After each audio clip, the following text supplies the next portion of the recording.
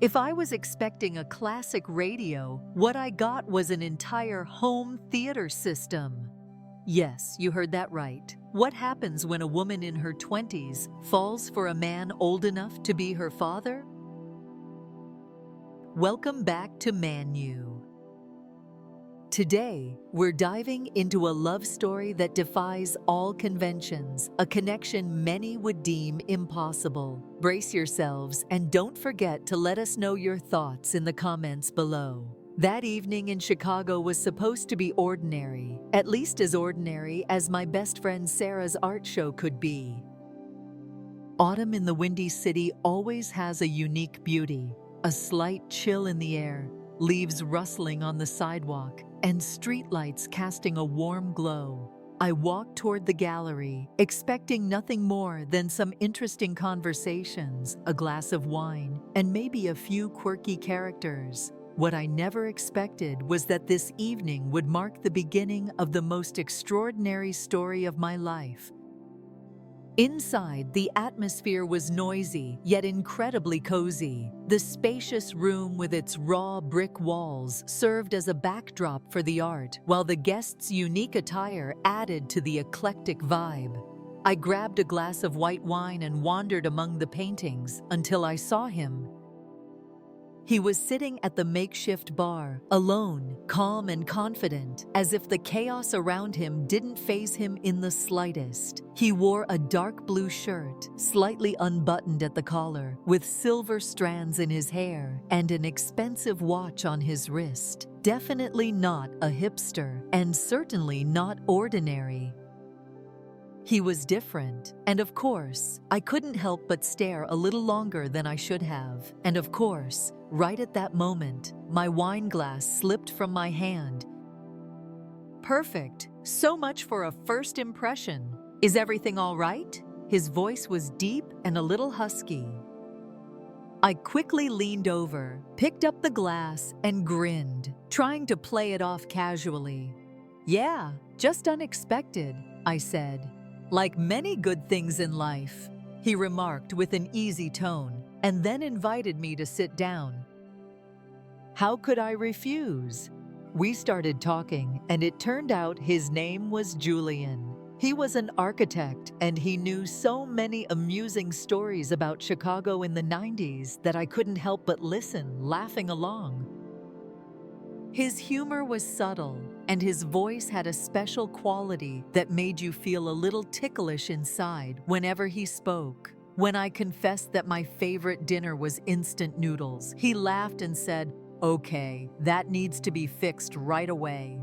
Honestly, I didn't mind. We spent the rest of the evening laughing, debating the taste of Merlot, and discussing paintings whose meanings I admitted I had a hard time understanding.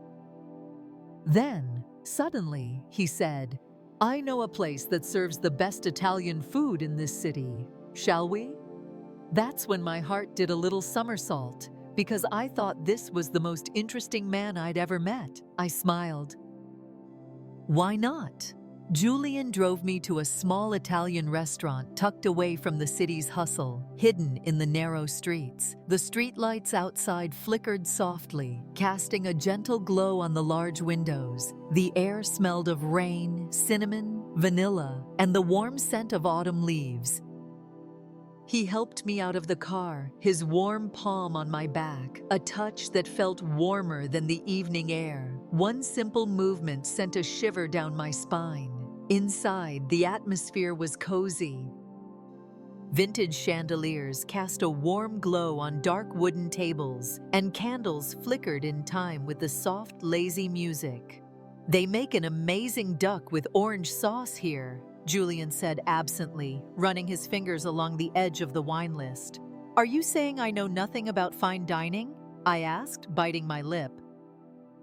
He looked up, grinning. "I'm saying I want to surprise you." And surprise me, he did. The wine he ordered was so rich that after the first sip, I closed my eyes to savor the aftertaste. And when I tasted the duck, soft, crispy, with a rich sauce, I wanted to moan with pleasure. Consider my life reevaluated, I muttered, pushing my plate away and sipping my wine. Julian laughed, a deep, husky laugh. I liked his laugh. It was real. I looked at him over the glass. The candlelight played on his cheekbones. His gaze was warm, a little lazy, like a man who enjoys the moment and is in no hurry to let it go. Tell me, I leaned forward, why were you at that exhibition? His attention didn't waver. The silence hung between us as thin as a silk thread. I was looking for something new, or someone. My heart skipped another beat. We were both silent, but that silence seemed louder than any words. In that moment, I realized I was being drawn in. This man wasn't just an interesting conversationalist. He was awakening something inside me, and I wasn't sure if I was ready to resist it. The week flew by in a single breath. Julian called the next day, and we agreed to meet again. I couldn't stop thinking about it. Who was he? Why him? And most importantly, why was I so nervous about a man who could be, well, my father? On the evening of our date, I stood on my driveway in my old jeans with a hole in the knee that I'd always thought were cute, but now suddenly seemed too plain. He drove up in his classic black Corvette, shiny like it had just rolled off a vintage American car poster. And he, my God, he looked like he'd stepped off the cover of a magazine for successful men. A perfectly tailored dark blue shirt, a jacket, and the scent of expensive cologne that mingled with the evening air. "Are you ready?" he asked, getting out of the car and opening the door for me. I nodded, though everything inside me was trembling. My inner voice was screaming, "Cinderella, you've definitely gone to the wrong ball." Have you ever felt completely out of place in someone else's world? Share your story below. And if you're enjoying this one, don't forget to hit the like button and subscribe. His apartment was an even bigger shock. It wasn't just a home, it was a museum. Exquisite architectural models, stacks of rare art books, and a leather couch that probably cost as much as my entire year's salary at the coffee shop. And in the middle of all this splendor stood an exercise machine. "That's my retired friend," he joked. I laughed, but inside, I still felt a little out of place. It seemed like every object in here had a story, and I was just a girl in jeans with a hole in the knee. Julian noticed my embarrassment and said softly, "You know, I don't collect things for the sake of the things themselves, but for the memories." He pointed to a model. This was the first project I ever won a bid for right out of college. He shared his stories with a surprising ease. He was a health fanatic. I realized it when he showed me his daily routine. 6 a.m. Exercise, green smoothies, meditation, work, gym. When you're in your 50s, you start to realize that the body is an investment, he said. Then he started talking about his diet: broccoli, salmon, quinoa, avocado. Sounds like a menu from a healthy lifestyle commercial, I interrupted, laughing. He shook his head, but there was no mockery in his eyes. "Well, I'm going to have to re-educate you," and he really started to. The next morning, when I woke up on his leather couch, we'd stayed up late watching old movies. He handed me a glass of bright green liquid.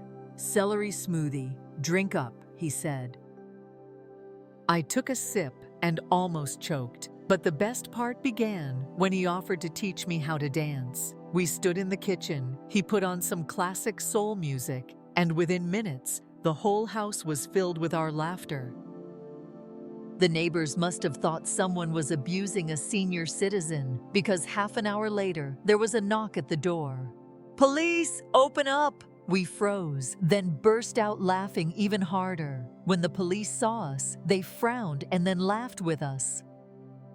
"Well, at least someone's having fun," one of them said as they left. That night, I realized that Julian was more than just a handsome man with an expensive watch and a vintage car. He was someone who could find joy in the little things. But the biggest discovery was still ahead of me. His invitation intrigued me the most. "I have a lake house in Lake Geneva. Why don't we go away for the weekend?" I said yes, though inside I was trembling with a mixture of anticipation and anxiety. When we arrived, I realized why he cherished this house so much. It wasn't just a vacation home, it was history. A modern structure of glass and wood overlooking the vast lake. That night changed everything. When he took my hand and led me upstairs, my heart started to beat faster. His bedroom was simple but elegant, with a large window overlooking the water. When he took off his shirt, I almost gasped. This man definitely didn't fit any stereotypes about age. His body was toned, strong, as if carved from marble. And well, his assets, let's put it this way. If I was expecting a classic radio, what I got was an entire home theater system. "Wow," I breathed out when he noticed my surprise. "What?" He grinned. "You think I eat broccoli just to be healthy?" I laughed, but the laughter was quickly replaced by something else, something hard to describe in words. The next morning, I woke up earlier than usual. Julian was already doing yoga on the deck, moving with a grace as if time had stopped for him. "Good morning," he said when he saw me. "Did you sleep well?" "Wonderfully," I smiled, feeling a little awkward. "There's just one thing bothering me." "What's that?" "Your neighbors in the city were right." "You really are a dangerous man." He laughed, walked over, and put his arm around my waist. "You know what? I think that you can be dangerous too." And he was right.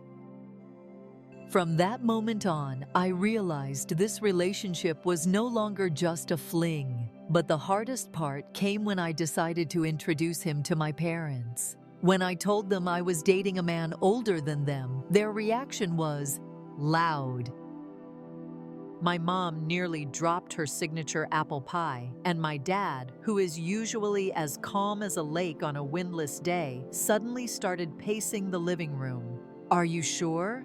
This isn't some kind of con man, is he?" My mom worried. "Dad, guys, he's just special. You'll understand when you meet him," I sighed.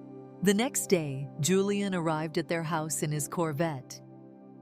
When he got out of the car, my dad, standing on the porch in his oil-stained shirt, raised an eyebrow. "That's my future son-in-law?" he mumbled in my ear. Julian walked forward and held out his hand. "Julian, it's a pleasure to meet you." My dad shook it but couldn't resist a jab. "So you're going to marry my daughter? You know you're only 2 years younger than me." Julian grinned. "Didn't you get married when you were her age?" My dad froze. Then he suddenly burst out laughing. "Okay. I like you." An hour later, they returned with pizza and newfound knowledge about engines. From then on, they started having weekly calls to discuss classic cars. But my mom couldn't get over the shock for a long time. Everything changed when Julian gave her an antique jewelry box for her birthday. My mom, who collected refrigerator magnets, cried. But it wasn't always that simple. When we went to his friends' parties, I felt like a granddaughter who had slipped into a retirement group. They discussed real estate prices and listened to Chopin, while I preferred TikTok and Billie Eilish. Our first big fight was when I wanted to go to Lollapalooza, and he suggested the opera.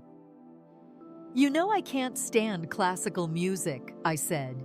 "And you know I can't stand crowds and bad sound," he countered. In the end, he surprised me by putting on a leather jacket and coming with me to a rock concert. When I saw him singing along to Metallica, I realized this man was willing to change for me.